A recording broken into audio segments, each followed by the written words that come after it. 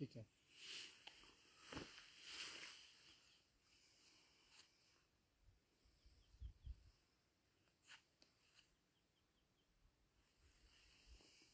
ओम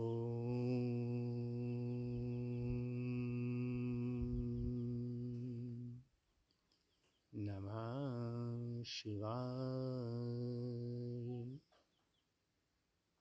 हे समस्त प्रिय आत्मन मित्रों, प्रभु प्रेमी, गुरु प्रेमी, ध्यान प्रेमी आत्माओं, आप सबके भीतर विराजमान अविनाशी अनंत परम गुरु परमात्मा के श्री चरणों में हिमालयन ऋषि का कोटि कोटि प्रणाम।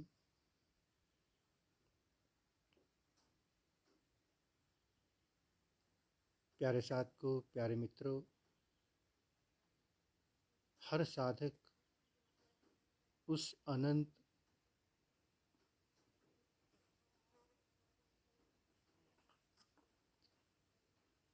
अनंत परमात्मा तक, अविनाशी परम गुरु तक पहुंचना चाहता है। इसके लिए हर साधक प्रयासरत है। उसकी इच्छा है कि किसी भी विधि से, किसी भी मार्ग से वो उस यात्रा तक, उस मंजिल तक पहुंच जाए। प्यारे मित्रों, एक बात हम सबको बहुत ध्यान से समझनी है। अगर एक पर्वत को सागर तक पहुंचना है तो उस पर्वत का मेल्ट होना, पिघलना, टूटना बहुत ज़रूरी है। और यदि वो टूटता नहीं है, खड़ा रहेगा, तो युगों युगों तक खड़ा रहेगा, वो सागर की यात्रा तक नहीं पहुंच सकता। भक्ति का मार्ग परमात्मा की यात्रा का प्रथम पड़ाव है, क्योंकि भक्ति भावनाओं से जुड़ी होती है। भावनाएं हमारे हृदय को द्रवित करती हैं, अंतःकरण को पवित्र करती हैं।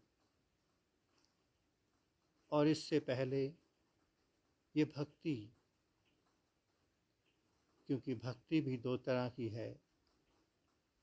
एक स्वार्थ से भरी हुई भक्ति, जिसमें इंसान केवल अपना स्वार्थ देखता है।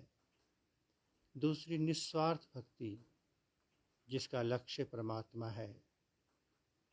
तो उस भक्ति में उतरने से पहले अगर साधक के जीवन में कोई गुरु उतर जाए, मोमबत्ती अपने आप नहीं जल सकती, उसे अग्नि का स्पर्श तो चाहिए ही। कोई भी पर्वत जब तक उस पर कोई चोट ना की जाए, वो टूटता नहीं है। और जब उस पर चोट की जाती है तो वो टूटने लगता है, बिखरने लगता है।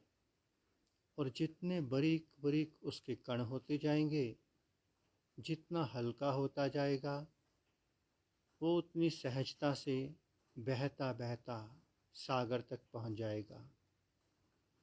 इसलिए रेत के कण बहुत आसानी से सागर की यात्रा कर लेते हैं। प्यारे मित्रों, हम सब के जीवन में गुरु का बहुत महत्व है। सतगुरु का, गुरु का नहीं। गुरु भौतिक ज्ञान का दाता होता है, और जो सतगुरु है वो सत्य का ज्ञान देता है। सत्य अर्थात जो हम सबके भीतर है, उसे कैसे उघाड़ा जाए। सत्य अर्थात परमात्मा, परमात्मा तक कैसे पहुंचा जाए। गुरु वो हमें ज्ञान देता है। तो गुरु की चोट के बिना, गुरु की कृपा के बिना भक्ति भी सफल नहीं होती। और अंतिम पड़ाव तक, जैसे हम छत पर चढ़ते हैं, एक सीढ़ी लगी है, हम उसके दोनों ओर पकड़ करके अंतिम पायदान तक पहुंचते हैं। अंतिम पायदान तक दोनों सहारों की जरूरत है, भक्ति की भी और गुरु की भी। और जब हम अंतिम पायदान पर पहुंच जाते हैं, फिर हमें अंतिम पायदान भी छोड़ना पड़ता है और दोनों हाथ भी छोड़ने पड़ते हैं। तब हम अपने लक्ष्य, अपनी मंजिल को उपलब्ध होते हैं। अनेकों अनेकों जगह पर सुनने में आता है कि बिना गुरु के भी काम चल जाता है, निस्सिद्ध चलता ही होगा, किंतु ऐसा कभी देखने में नहीं आया। जब तक एक बात हम सभी को, जितने भी साधक परमात्मा की ओर बढ़ रहे हैं, उन्हें पूरी तरह से ये बात समझनी है कि हमें गुरु मिला है या सतगुरु मिला है। गुरु मिलेगा, ज्ञान की बात करेगा, किताब की बात करेगा, शास्त्र की बात करेगा, भूत भविष्य की। और जो सतगुरु होगा, उसके पास आपको देने के लिए कुछ नहीं होगा। वो केवल आपका हाथ पकड़ लेगा और खींचता हुआ आपको परमात्मा के द्वार तक लाकर छोड़ देगा। अंतिम पायदान तक गुरु पहुंचा सकता है, किंतु उससे आगे हर साधक को अकेले निकलना पड़ता है। वर्तमान युग आप सब जानते हैं किस तरह का युग चल रहा है, कैसे कैसे संत, गुरु, महात्मा हमारे आमने सामने हैं। कल एक साधक ने बड़ा अच्छा प्रश्न किया था फेसबुक पे माध्यम से। हमारी जैसी चाहना होती है, इस प्रकृति में परमात्मा हमारे लिए वैसी व्यवस्था कर देता है। जिस साधक की जिज्ञासा मोक्ष मुक्ति है, वो साधक तो कहीं रुक ही नहीं सकता, क्योंकि उसकी अंतरात्मा उसे बता देती है कि सामने वाला जो संत है वो गुरु है या सतगुरु है। उसके बावजूद जो साधक जहाँ भी रुक गया, जहाँ भी रुका, उसका रुकना इस बात का प्रमाण है कि उसकी इच्छा, उसकी जिज्ञासा वही थी। तो प्यारे साथियों, हम सभी अंदर से बड़े कठोर हैं।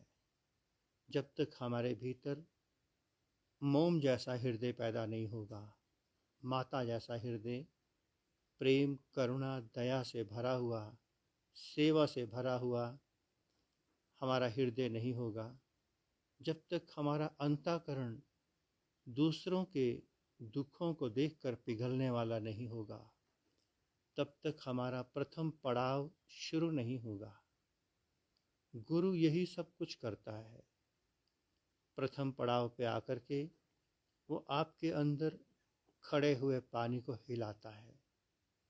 एक बार जो जमा हुआ पानी है हिल जाए तो उसकी डस्ट हिल जाती है, जो जमीन में चिपकी हुई डस्ट है वो सब हिल जाती है। और धीरे धीरे गुरु की कृपा से, अपनी साधना से वो डस्ट भस्म होने लगती है और जल पवित्र होकर ऊर्ध्वगामी होने लगता है।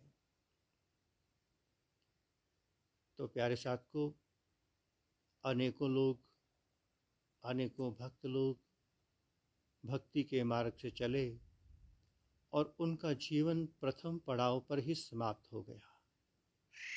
उन्हें लगता है कि यही आनंद है, यही मोक्ष है, यही मुक्ति है, यही अंत है। वास्तव में भक्ति अंत नहीं है, शुरुआत है।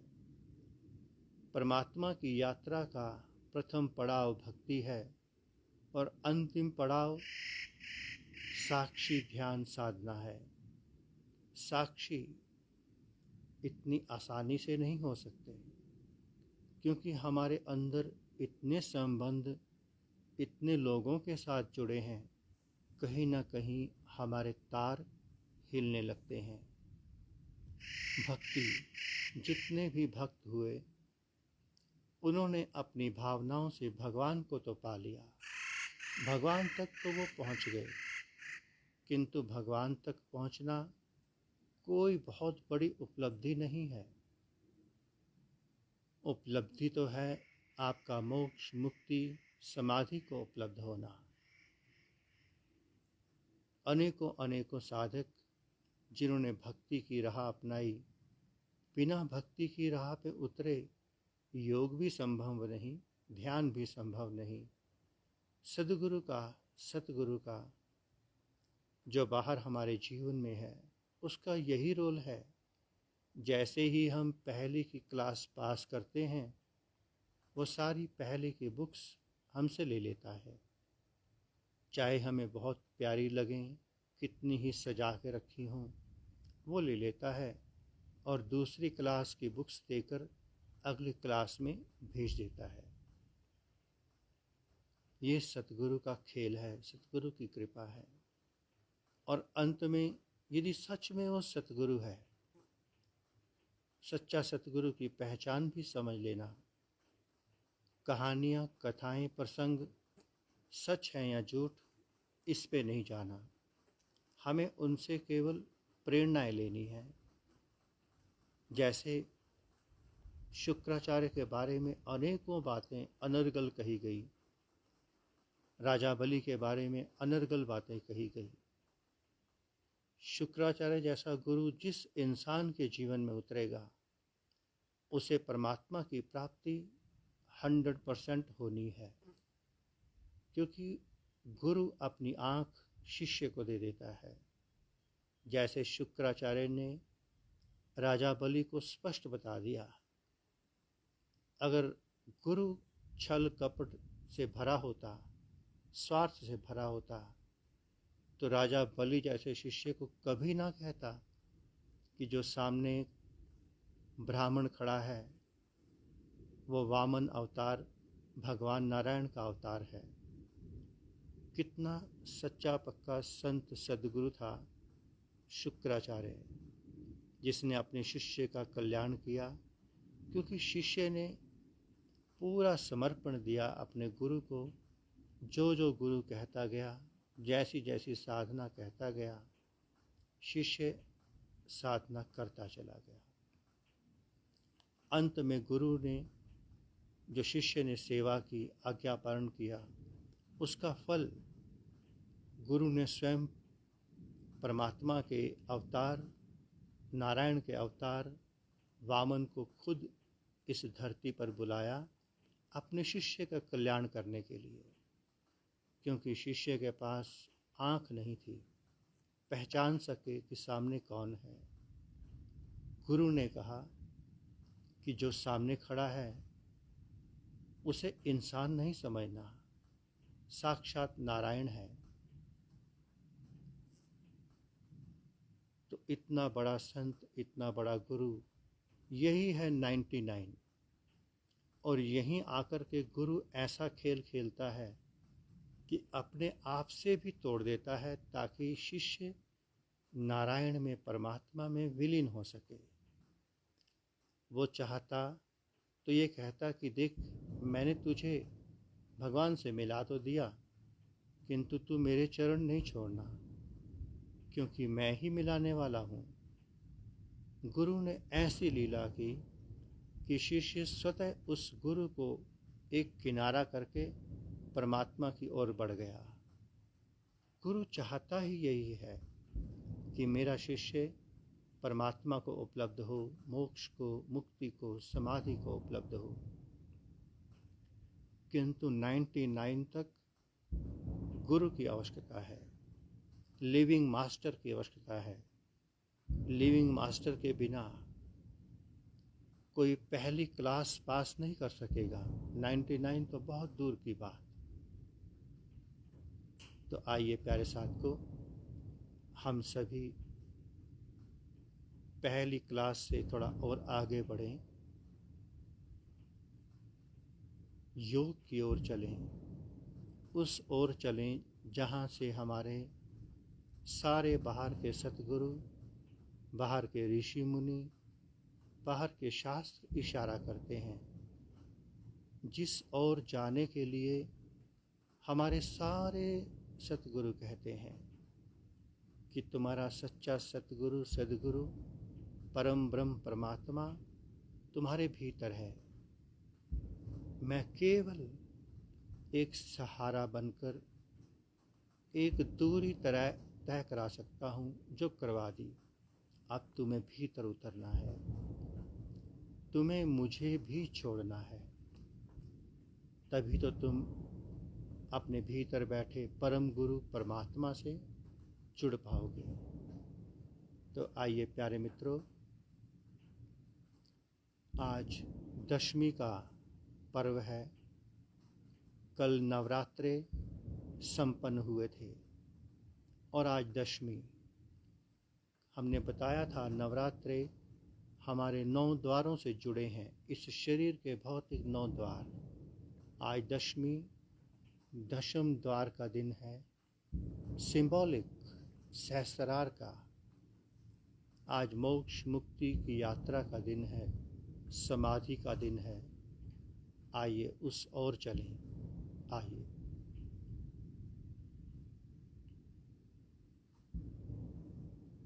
आप सभी साधक किसी भी संत गुरु महात्मा के शिष्य हैं, थोड़ी देर के लिए ये सब भूल जाएंगे। आप किसी के नहीं हैं, कोई आपका नहीं है। आप उस परम ब्रह्म परमात्मा के, उस अविनाशी परम गुरु के शिष्य हैं। उस परमात्मा के उस अंशी के अंश हैं, जो सदा सर्वदा था, है और रहेगा। परमात्मा अमर है। आपके भीतर विराजमान उस परमात्मा का अंश आत्मा भी अमर है। तो आइए प्यारे साथियों, दशम द्वार की ओर चलें। थोड़ी देर के लिए अपने आप को अकेला कर लेना। इस जन्म के पश्चात आज आपको पुनः से ध्यान की, सहज ध्यान योग की प्रक्रिया में उतार रहे हैं। कितना सहज, कितना सरल है ध्यान योग, समाधि, परमात्मा में उतरना।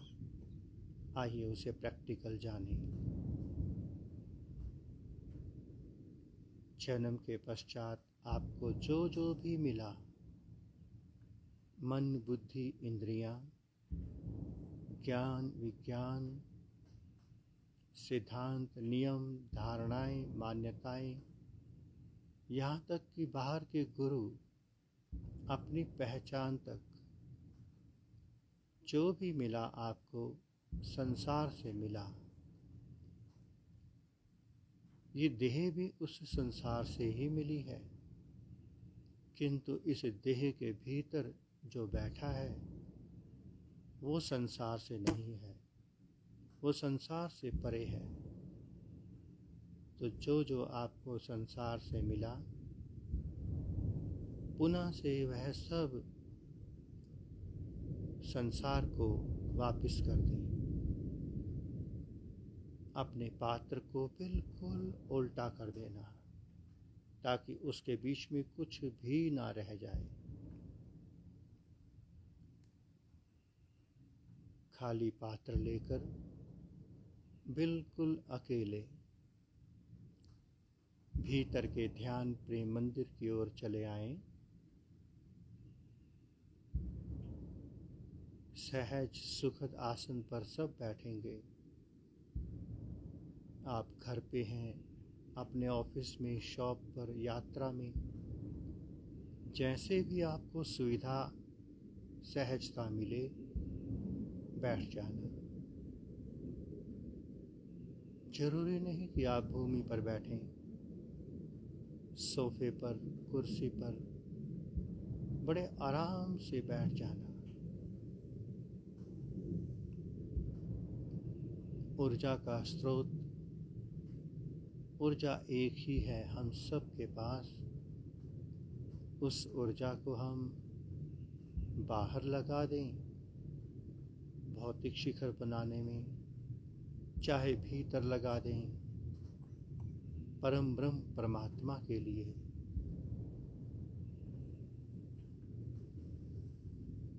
अपने दोनों नेत्रों को बंद कर लेंगे। जैसे ही हमारे नेत्र बंद होते हैं, हमारी ऊर्जा शक्ति अपने आप बिना किसी प्रयास के भीतर की ओर मुड़ने लगती है।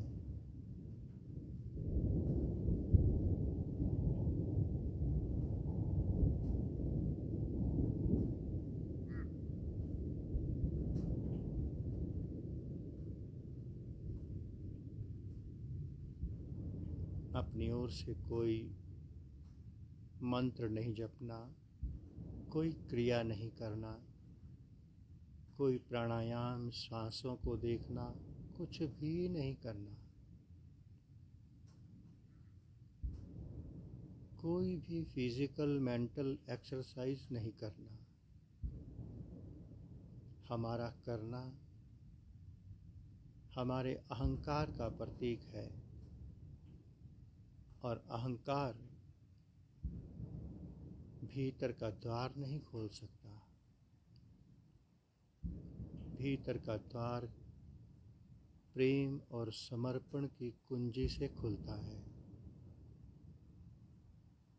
नवजात शिशु की तरह पूरी तरह से समर्पित होकर परम गुरु परमात्मा के चरणों में बैठ जाना।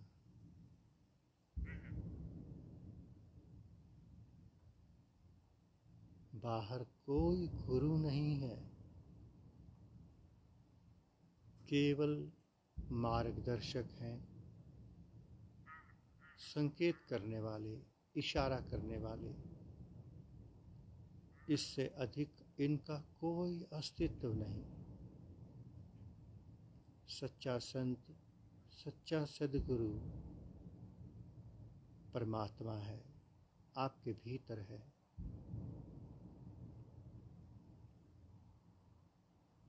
परमात्मा की अंतिम बंदगी, अंतिम पूजा वहीं से शुरू होती है जहाँ तुम साक्षी होने लगते हो, दृष्टा होने लगते हो।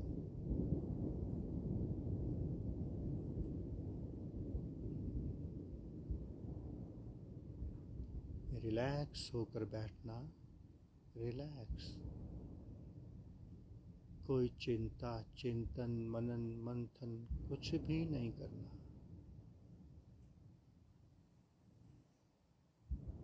ध्यान स्वयं की ओर वापिस लौटने का नाम है। ध्यान प्रेम का दूसरा नाम है। परम शांति को उपलब्ध होना चाहते हो तो एक नवजात शिशु की तरह समर्पित हो जाएं। बाहर के किसी संत, महात्मा, गुरु को समर्पण नहीं करना, परमात्मा को समर्पण करना। परमात्मा आपके अति निकट है। परमात्मा से निकट कोई दूसरा नहीं है, किंतु आप परमात्मा से कितने दूर हैं ये आप स्वयं जानिए। कितने रिश्ते, नाते, कितनी वासनाएं, विकार, प्रतिस्पर्धाएं, इच्छाएं आप और परमात्मा के मध्य में खड़ी हैं। एक एक दीवार को गिराते जाइए, आप परमात्मा के करीब होते जाएंगे। परमात्मा आपके अति निकट है, अति करीब है। परमात्मा आपसे कुछ नहीं चाहता, किंतु आप जितनी वासनाएं लेकर खड़े हैं उतनी दीवारें आप और परमात्मा के बीच में खड़ी हैं।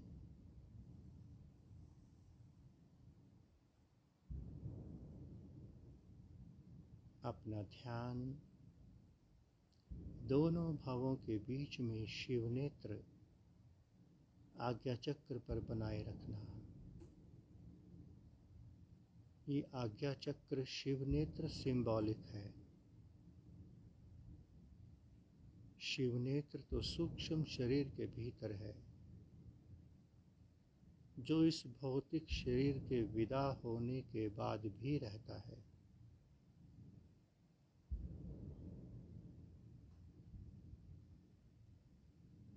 ध्यान में कोई नियम नहीं, कोई संकल्प नहीं, कितनी देर बैठना है,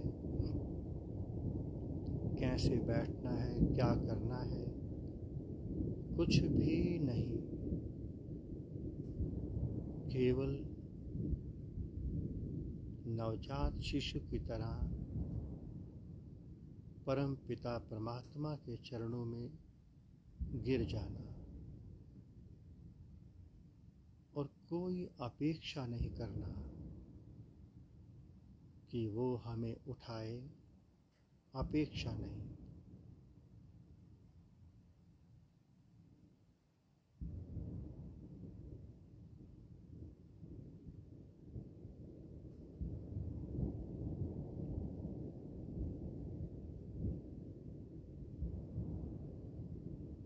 बाहर की पूजा में आप बाहर के सामान भगवान के चरणों में अर्पण करते हैं, किंतु भीतर की पूजा बंदगी में केवल अपने आप को प्रभु के चरणों में चढ़ा देना। ये तन उसका दिया हुआ,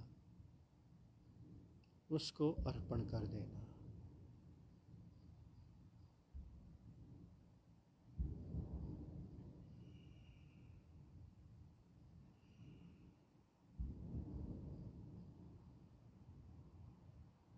जब ध्यान में उतरो तो केवल परमात्मा, उससे कम दूसरा कुछ भी नहीं।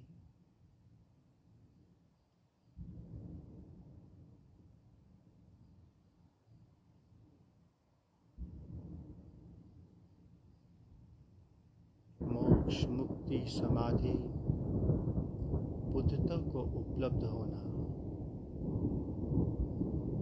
अति सरल है। एक एक जीव आत्मज्ञान को उपलब्ध हो सकता है। परमात्मा को उपलब्ध होना कोई दुर्गम नहीं। केवल दूसरे को अपने जीवन से दूर करते जाइए, अपना सर्कल विदा करते जाइए, आप परमात्मा के करीब होते जाएंगे। अपने पात्र को खाली करते जाइए, परमात्मा के अमृत से आप भरते चले जाएंगे।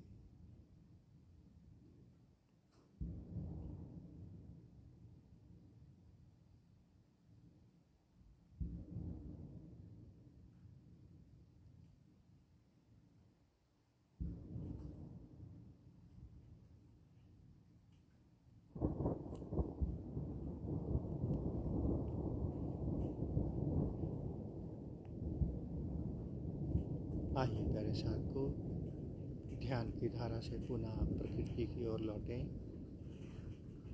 अपनी दोनों हथेलियों को रगड़कर अपने मुखमंडल पर फेर लेंगे। प्रभु ने हम सबको कुछ पलों के लिए भीतर उतरने का सौभाग्य प्रदान किया। आइए प्रभु की कृपा का आभार व्यक्त करें, धन्यवाद करें। ओम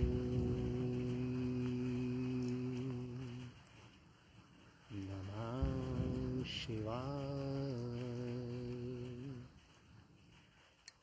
ओम नमः शिवाय।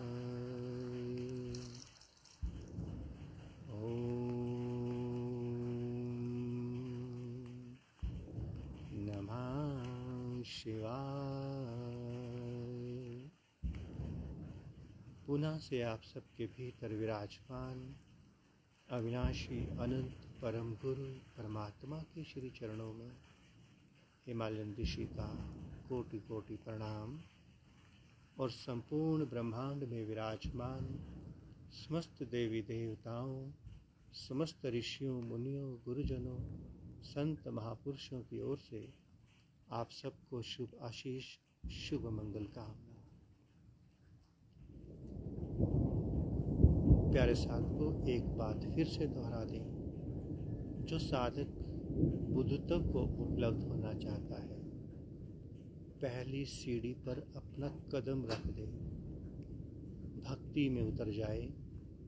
भक्ति उसके अंतस के पर्वत को पिघलाकर मोम कर देगी और किसी जीवंत जागृत संत ऋषि मुनि महात्मा को अपना दिव्य मानव जीवन समर्पित कर दें।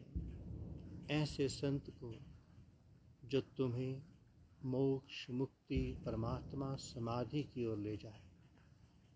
आपका कल्याण हो जाएगा। ओम नमः शिवाय।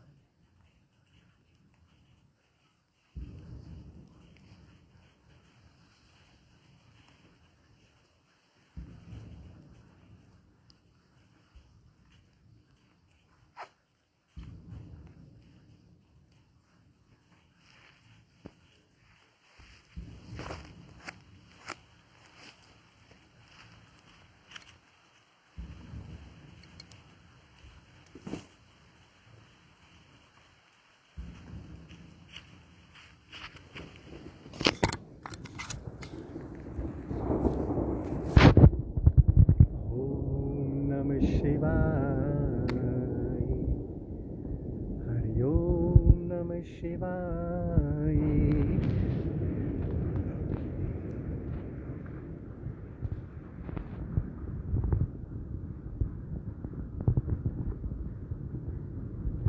ओम नमः शिवाय।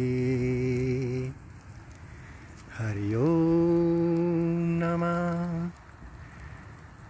शिवाय। ओम नमः शिवाय।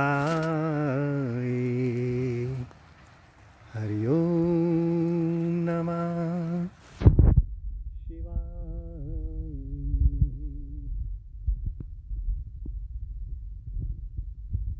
प्यारे मित्रों, अश्विन व्यास जी आए हुए हैं मुंबई से नवरात्रों की साधना के लिए।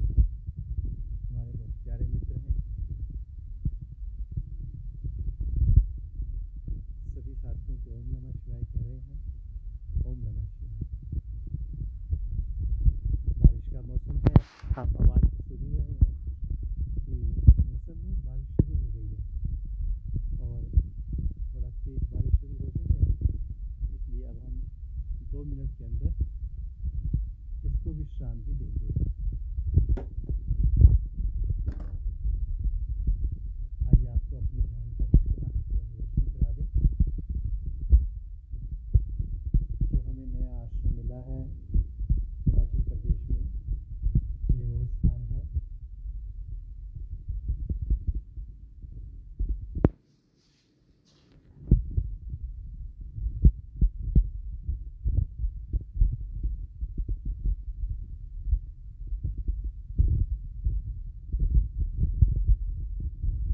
ये लैपटॉप सुदर्शन जी और शरण माँ ने आप सबकी सेवा के लिए हमें दिया था।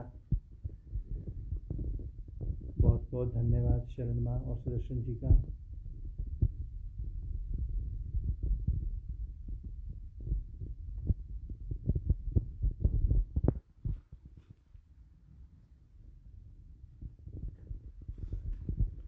यूँ तो हमने इस आश्रम की आपको कई बारी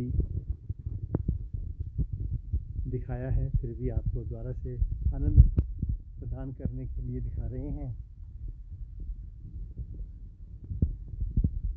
अगर प्रभु ने चाहा तो आने वाले समय में जो ये ऊपर का हॉल है अभी अनकंस्ट्रक्टेड है, तो जब ये बन जाएगा तो सभी साथियों को यहाँ आने के लिए निमंत्रण देंगे। अभी व्यवस्था बहुत ज़्यादा तो नहीं है, परंतु फिर भी है। ईश्वर की कृपा से कोई कमी नहीं है, आनंद है। अब आपको हम थोड़ा सा अपने इस मंदिर का भी दर्शन करा दें पुनः से।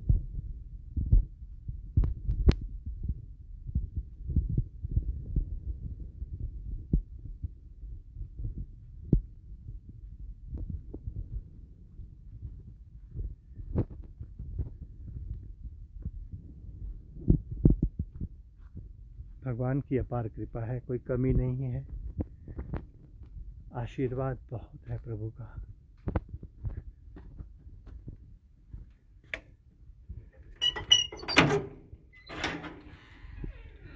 ये हमारा माँ भगवती का दिव्य मंदिर, भगवान शिव भी विराजमान हैं।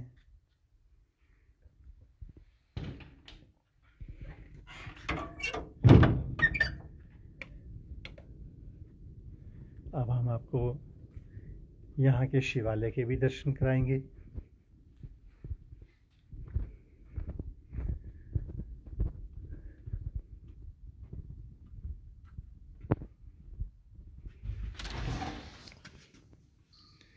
ये हमारे प्रभु, हमारे ईष्ट देव भगवान सदाशिव।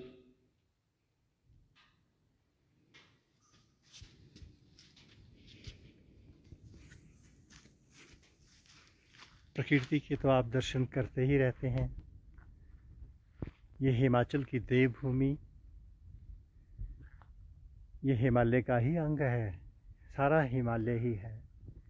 जहाँ हम उत्तराखंड में थे, केदारखंड में, उसकी हाइट करीबन 6 से 6.5 हज़ार फीट थी, किंतु जहाँ हम अब हैं इसकी हाइट जो है 9.5-10 हज़ार फीट की हाइट पर हम हैं। इसलिए यहाँ पर 4 से 6 फीट तक बर्फ़ पड़ जाती है। बहुत आनंददायक, शांत, एकांत स्थान है। और यहाँ से गांव 4 किलोमीटर की दूरी पर है। ये नेगी परिवार ने, अनंतराम नेगी जी ने ये स्थान संतों की साधना के लिए बनाया है। समय समय पर संत आकर के साधना करते हैं और जितना उनका समय अंजल होता है वो लेकर के आगे बढ़ जाते हैं।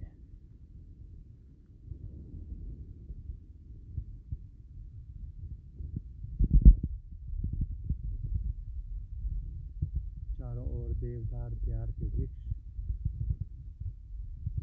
यहाँ मैक्सिमम टेम्परेचर शायद 15-16 जाता होगा। आजकल रात्रि का टेम्परेचर कभी 3 कभी 2 हो जाता है, 1 भी हो जाता है अप्रैल के महीने में।